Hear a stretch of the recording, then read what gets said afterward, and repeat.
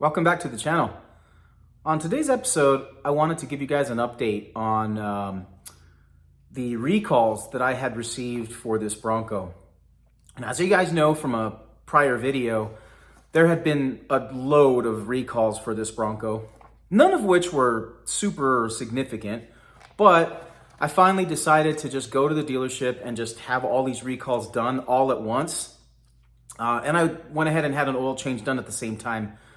But some of the recalls that were of the biggest concern, the number one recall that I think was of utmost importance. Now, I really didn't have a worry in the back of my mind for this particular recall, but obviously I needed just to have the peace of mind. So this particular recall, this is one of the recalls that I had, I guess if you want to say tested or inspected, whatever you want to say. And it pertained to the engine valves. So as you know, there were quite a few Broncos during that first year of production in 2021, because I ordered this brand new back in COVID year in 2020. And when it was built, it was at the very end of that production run where there was a bad batch of valves that had gone into some of the production vehicles back in 2021. Some of those Broncos, I don't know how many, but there were a few hundred maybe Broncos that unfortunately had bad valves that would cause the engine to have catastrophic failure. Now, most of these failures were occurring within the first 5 to 10,000 miles of ownership or sooner. And my Bronco has basically 40,000 miles, so I really wasn't concerned that it was going to have any of those problems. But I just went ahead and thought, let's go and get this recall done, because they actually had what's called a remedy now available. It's interesting, whenever these recalls come about, Ford will either say, okay, well, there's a recall for your vehicle. Currently, we don't have a remedy, but eventually we will. And so I took care of all the recalls that had remedies available. Now the remedy, interestingly enough, the remedy for the valves is literally to replace the entire engine, which is pretty shocking, but it was something that they'd had enough failures and enough lawsuits that they said, okay, this is something we have to do. So here's the interesting thing about the recall or the inspection for the valve recall. It literally took a pretty significant test at the dealership to pass.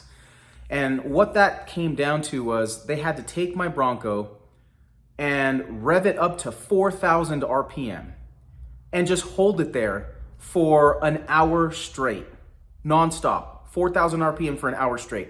And they had a bunch of sensors and stuff hooked up, checking to see if there's any type of, noises, failures, overheating, anything, I don't know. And it passed with flying colors.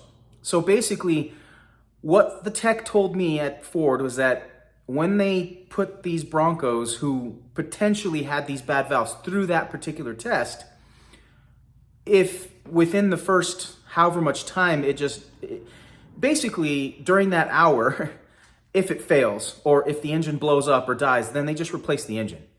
So obviously, fortunately, mine did not have that occur. Mine passed just fine. And I expected that because it already had 40,000 miles. If it was going to fail, it would have failed a long time ago. So fortunately, my particular Bronco did not have those valves. However, if any of you out there own a Bronco from 2021 that was built within a certain time frame and you've received this recall, definitely take it to the dealership, because they're going to have to put it through that torture test to determine if the valves really are good. Apparently, the engineers came up with this method and found that if they held the revs at 4,000 for an hour, it would definitely weed out the good engines from the bad. So anyway, that's done, passed.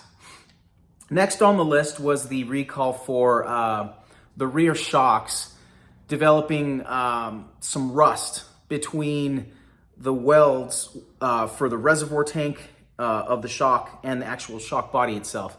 Now, I had noticed a little bit of surface rust on mine. I was concerned that maybe mine had the problem. Turns out that it was just surface rust. So they kind of went over that, cleaned it up, determined that there's no damage.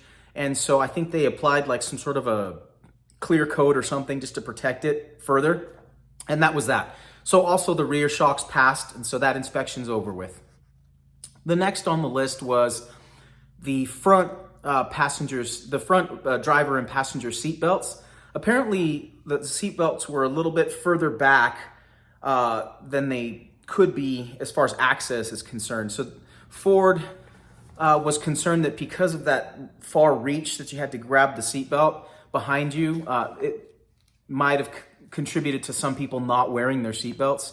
And so NHTSA basically said, hey, you know what, Ford, you need to do something about this to make it more accessible for people to put their seatbelts on.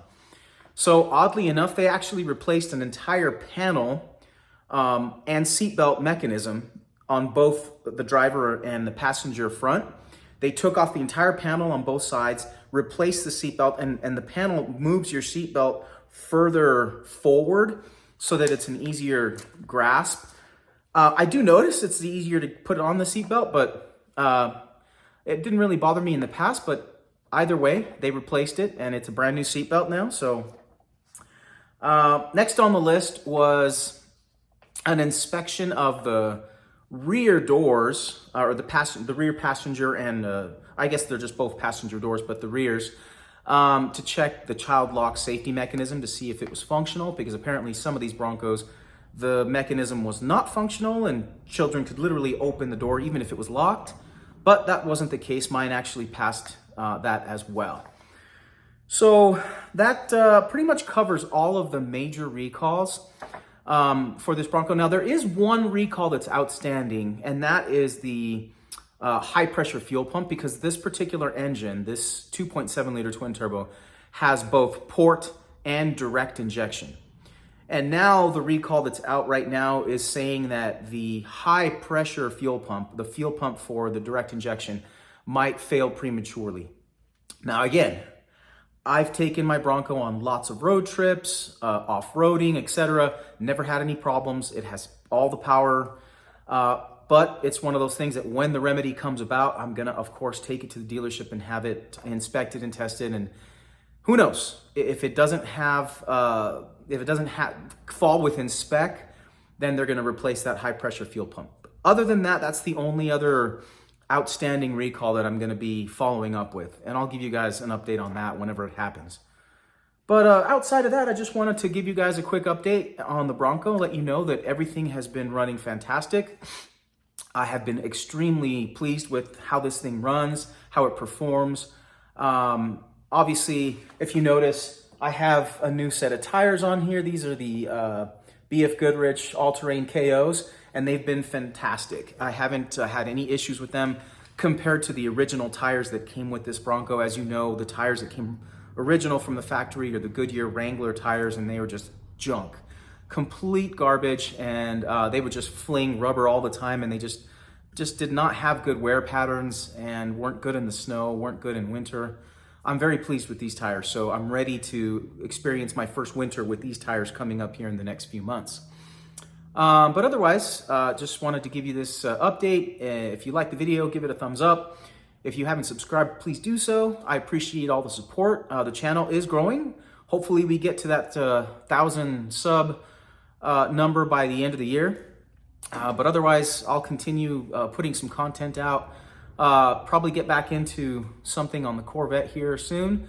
But I appreciate all your support. And until next time, this is Motors and Medicine signing off. Have a great one.